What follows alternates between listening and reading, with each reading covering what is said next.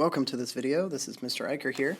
We're on page 16 of the class notes in chapter 11 about chi-squared tests.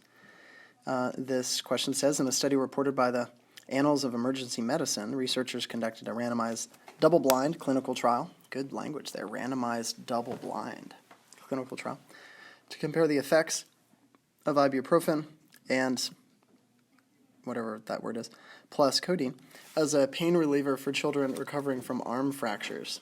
There were many response variables recorded, including the presence of any adverse effects, such as nausea, dizziness, drowsiness. Here are the results. Ibuprofen and the A plus codeine. So we have three questions here. Which type of chi-squared test, homogeneity or independence, is appropriate here? We know it's not a goodness of fit because we have a two-way table. But it's important to determine, is it homogeneity or independence? So, was it homogeneity? Were there two or more groups, question mark, with one variable? Or was it independence? Was there one sample with two plus variables? Well, a little clue, when you have an experiment, this is a randomized experiment, when you have an experiment, you have two groups. You randomly assign treatments into two groups. So you have the ibuprofen group that's separate from the acetaminophen plus codeine group.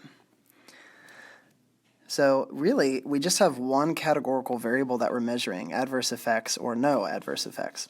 So we have two groups with one categorical variable, so we would call this a test for homogeneity. So the answer is chi-squared test for homogeneity. We have two groups and one variable, adverse effects, that we're measuring. Calculate the chi-squared statistic and p-value. If you'd like to pause this video, you can do that, but I'm going to input the observed counts into Staplet and calculate it from there.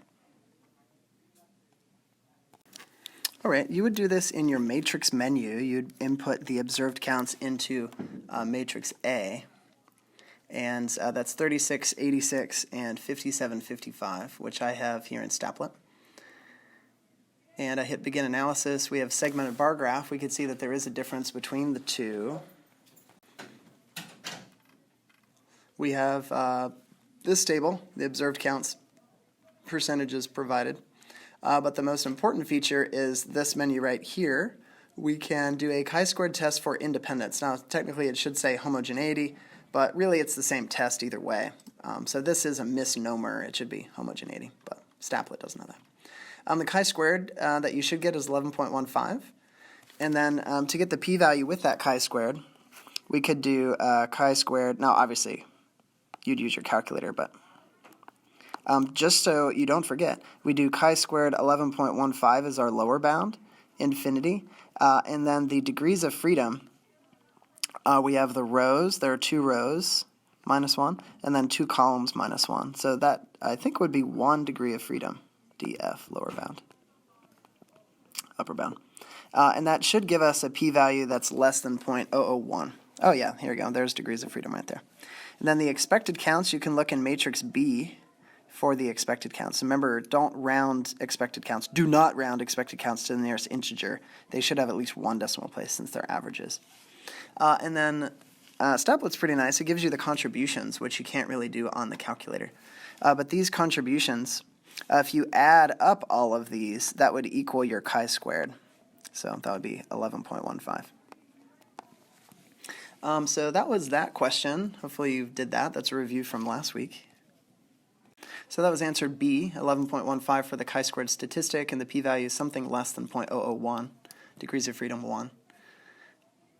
So I didn't ask you here, but you would be rejecting the null. You do have, there isn't a difference in the distribution of adverse effects in the first group, the ibuprofen group, compared to the A plus C group. The main point of this page, though, is question C. Show that the results of a two-sample z-test for a difference in proportions are equivalent. So first we have to decide what is our proportion of success going to be. So let's just say it's adverse effects. So we would have p hat 1 This is actually down here. P hat 1 is 36 out of 122 had adverse effects in the ibuprofen group.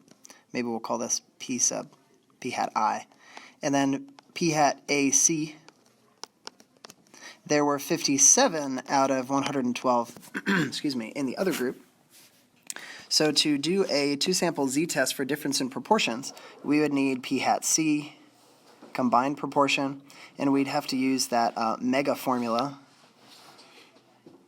which is the difference in p hats minus 0 over the standard error of the proportion, difference in proportions. But I can do that pretty quickly. You could try, it might be good to try out. You could see if you could figure out how to use two proportion z-test on your calculator. You're going to be inputting the counts, and you're going to be inputting the sample sizes. So why don't you try that and see, can you get the test statistic and p-value? And pause this video while you do that. So the result you should get with a two-prop z-test or using that mega formula, if I scroll down here, right here under inference, notice I can do a two-sample z-interval or a two-sample z-test. So if I do a two-sample z-test, we want to know if there's a difference between the two treatment groups, so that would be a not equal to. And the category to indicate success was adverse. I think that was the very first, this top one, we were using those numbers. You could very well do the not, but as long as you do the same variable for between the two groups. So I use 36 and 57. But if we perform inference, the test statistic you should get is negative 3.339 with a p-value, like we said before, very low. If you did work, again, the formula that we'd use is this mega formula, p hat I minus p hat AC minus 0. And then over the square root, we'd have to use p hat C, 1 minus p hat C, times 1 over the first sample size plus 1 over the second sample size. So that's the formula that you would use to get that Z critical value. The interesting thing that I'd like you to do is on your calculators, take that z-score, that negative 3.339, and I'd like you to square that value. So go ahead and do that. I want a little bit of element of surprise. So you can pause the video.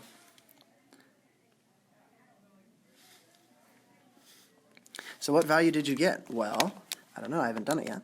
Negative 3.339 squared, I get this value, 11.15. Does that look familiar?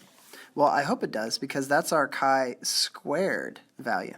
So there's a relationship. The z-test statistic of a two-sample z-test or two-prop z-test on the calculator, if you would square that, like we did right here, you get the chi-squared test statistic. So there is this relationship between these two tests, which is pretty amazing.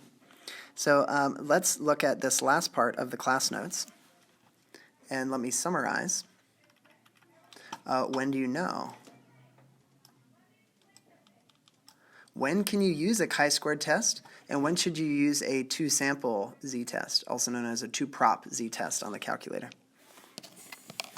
Well, the chi-squared test is always two-sided, meaning a not equal to.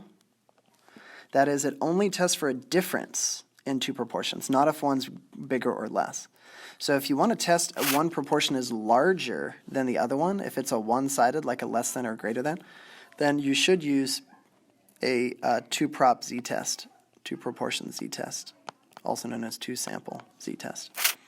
If you want to estimate the difference between two proportions, then you would use an interval.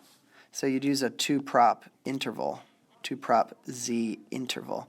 There are no confidence intervals for chi-squared tests. Chi-squared tests don't estimate things. They only test differences in distributions. If you're comparing more than two treatments, so say you had a control plus ibuprofen plus the AC treatment, 3 treatments, then you'd have more than 2 categories, then we would have to use a chi-squared test. Chi-squared. And if you have multiple treatments, then or multiple response variable, it would either be chi-squared independence or chi-squared homogeneity. Homage. And then lastly, interestingly, you can use a chi-squared goodness of fit test in place of a one-sample z-test for a proportion if the alternative hypothesis is two-sided. So same thing, you can use a chi-squared test if and only if it's a two-sided test. So the chi-squared test with two categories, success and failure, would have degrees of freedom. 2 minus 1 is 1.